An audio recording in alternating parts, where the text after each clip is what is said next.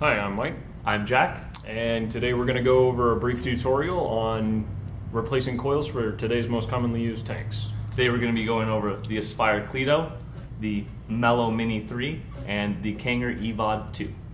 So in that case, let's get cracking.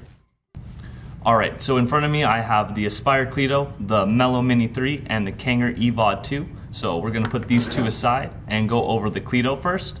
So when you're changing out the Cleto coil, you want to make sure that the tank is completely empty, because what you're going to do is you're going to take this top piece off, which is your top fill, and it's going to expose the top of the coil, and you're going to take the glass off. That's why it's important to make sure that the tank is completely empty. And then this whole stainless steel piece is your coil, so all you're going to do is unscrew this and clean out your tank with a Q-tip, stuff like that, and then take the brand new coil and screw it right back in. And when you're screwing down a coil, make sure you don't over tighten it because you can strip the threads. So just finger tight and then put the glass piece back on and the top fill piece back on as well. And that is how you change the coil for the Aspire Cleto. And here we have the E-Leaf Mellow 3. This one is a top fill tank. Most tanks like this are going to be relatively the same. You do have a top piece that you can unscrew and actually fill from the side. But in this case, to change the coil, this is not needed or necessary unless you're actually changing the juice as a whole. So what you'll do is you'll actually, if you do have juice in here, you can actually unscrew this bottom section here, which is known as the reservoir, which actually houses the coil itself. What you'll do in order to replace the coil is you'll spin it left to actually remove the coil. And then what you'll want to do, and this goes for most tanks as well, is you'll want to take a Q-tip and kind of clean out around the inside, because all tanks will have a tendency to collect dirt, lint, or anything like that if it's sitting in your purse or your pocket or anything like that. And then what you'll do is after you're done cleaning it out with a Q-tip, is you'll take the new coil, you'll spin it right. If the coil ever gives you any kind of feedback or it's really hard to screw it in on the initial put or the initial install, what you'll do is do not tighten it down, but actually back it back out and make sure that it goes in correctly, because if this ends up getting cross-threaded, you're going to end up having to buy a completely new tank, or you'll have to buy expensive tools in order to re-thread it. Then actually, before you actually put in your coil into the tank, is you're going to want to pre-saturate the coil with the juice you already have.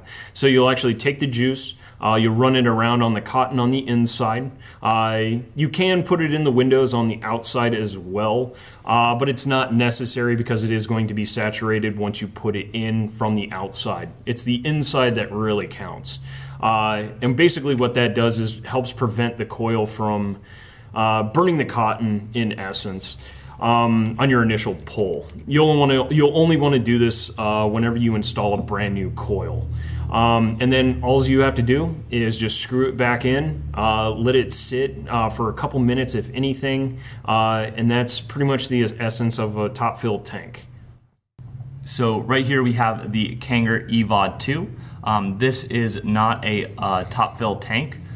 So you actually don't unscrew anything up here, but what you are going to unscrew is this metal ring right here, and this just comes out just like this, and you have this coil here, and unscrew lefty-loosey, righty-tighty, and there is your coil.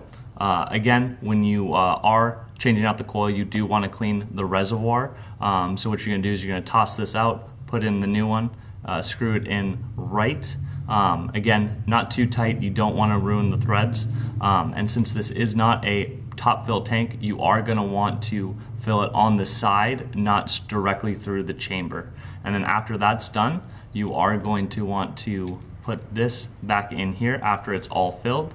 With these tanks, since it does have a narrower airflow and feed holes on the coil, you are going to want to dry pull, which essentially means you're going to screw it onto a tank and pull through the device without hitting the fire button. And then you're also going to want to let it sit for anywhere from a minute to 2 minutes. And that is how you change the coil on the Kanger EVOD 2. Today we went over how to change the coil on the Aspire Cleto, the eLeaf Mellow 3 Mini, and the Kanger EVOD 2. We went over how to change each individual coil, how to clean the reservoir with a Q-tip, and what not to do when you are changing out the coil to make sure those threads on that tank last as long as possible. And of course there are several different tanks that are coming out, and of course we didn't cover them all in this one, there's no way. But if anything, if you have a specific tank that you want to know how to better associate with, leave it in the comments below. We'll take a look at it and we'll see what we can do. So next week, check out our latest video. Thank you so much.